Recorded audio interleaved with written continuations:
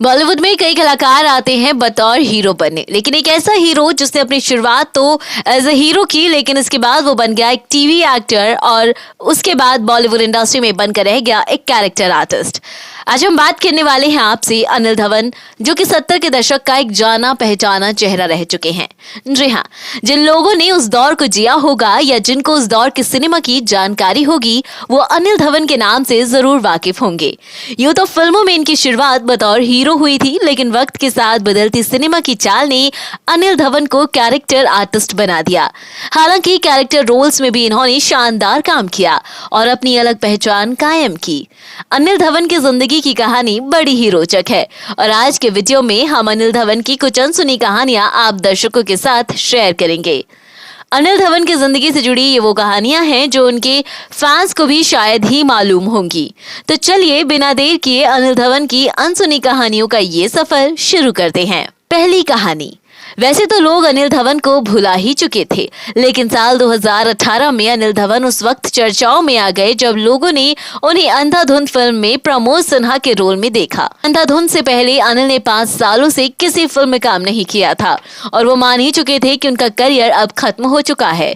लेकिन कई सालों पहले श्रीराम राघवन से हुई एक मुलाकात ने उन्हें फिर से फिल्मों में खींच लिया। दरअसल अनिल धवन की बेटी शिल्पा श्रीराम राघवन के साथ इंटर्नशिप कर चुकी थी।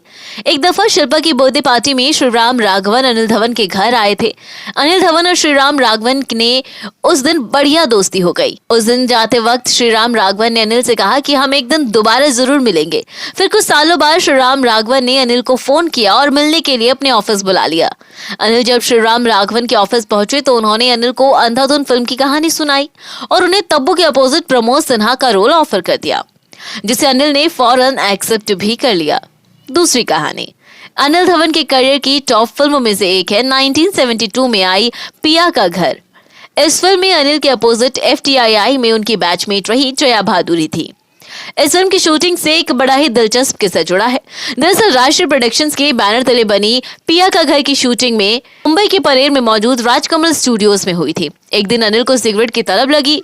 उन्होंने कई लोगों से कहा कि उन्हें सिगरेट चाहिए, लेकिन किसी ने उन्हें सिगरेट लाकर नहीं दी और ना ही राजकमल स्टूडियो के पास ही सिगरेट की कोई दुकान थी। तो अनिल अपनी कार से दादर गए, वहां से अपने लिए सिगरेट लेकर आए। अगले दिन राजकुमार बड़जात्या ने अनिल को अपने ऑफिस बुलाया और अनिल जब राष्ट्रीय प्रोडक्शन के ऑफिस पहुंचे तो राजकुमार बड़जात्या ने उनसे पूछा, तुम कल कुछ देर के लिए स्टूडियो से चले गए थे, क्या तुम्हें कोई परेशानी है?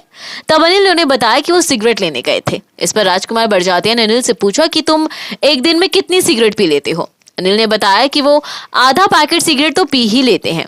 फिर राजकुमार बड़जात्या ने अनिल से सिगरेट की कीमत के बारे में पूछा। अनिल ने उन्हें बताया कि एक पैकेट 4 रुपए का आता है। राजकुमार बड़जात्या ने कुछ कैलकुलेशन की और अंदाजा लगाया कि अनिल महीने में 60 से 70 रुपए सिगरेट पर खर्च कर देते हैं। अगले दिन से अनिल के लिए स्टूडियो में ही सिगरेट का इंतजाम कर दिया गया।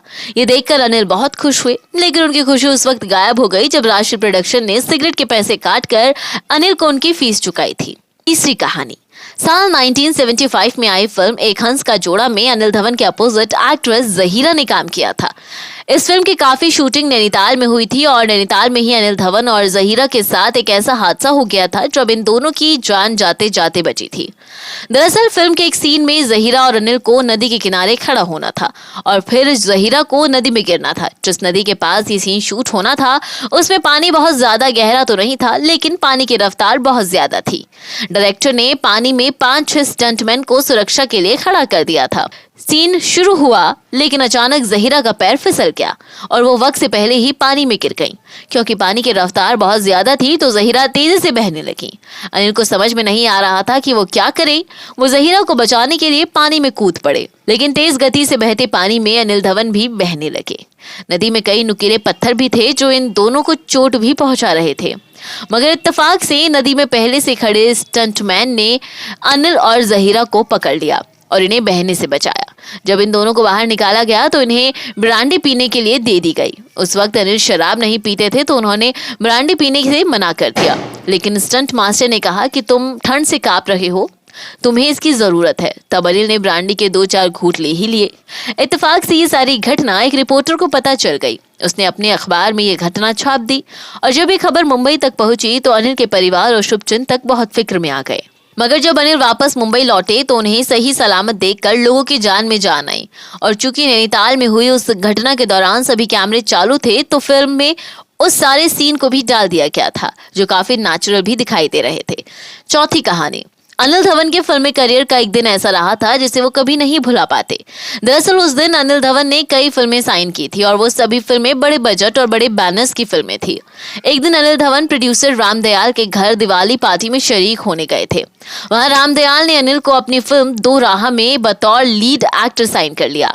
फिर जब अनिल घर वापस पहुंचे तो उनकी पत्नी रश्मि ने उन्हें बताया कि सुबह उनसे कुछ प्रोड्यूसर मिलने आ रहे हैं। अगले दिन सबसे पहले अवतार भोगल अनिल धवन से मिलने आए और अनिल ने उनकी फिल्म एक हंस का जोड़ा साइन कर ली।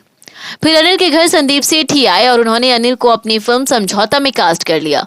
संदीप सेठी ने अनिल को 2500 रुपए दिए और उनसे पूछा कि वो कौन सी गाड़ी चलाते हैं, जिस पर अनिल ने कहा कि उनके पास कोई गाड़ी नहीं है। वहीं फिल्म करने के एवज में संदीप सेठी ने उन्हें एक कार देने का वादा भी किया।